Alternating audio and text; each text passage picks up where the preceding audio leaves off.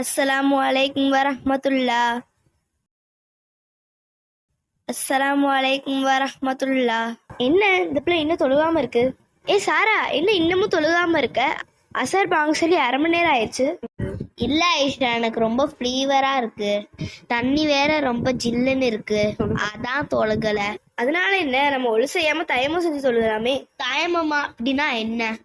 தயமம் அப்படின்னா என்னன்னா, தொழுகை நேரம் வந்துருச்சுன்னா ஒழு செய்ய நம்மளுக்கு தண்ணி கிடைக்காட்டினாலோ இல்லைன்னா தண்ணீரை நம்மளுக்கு பயன்படுத்த முடியலைனாலோ அல்லாஹ் நம்மளுக்கு காட்டி கொடுத்த இந்த வழிதான் தயமம் செய்வது. சரி, இந்த தயமம் எப்படி செய்யறது?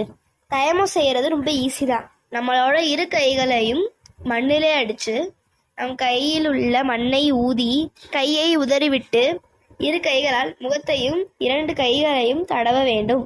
இதுதான் தயமம். சரி, நான் இப்பே போய் தயமம் செஞ்சு சொல்லுகிறேன்.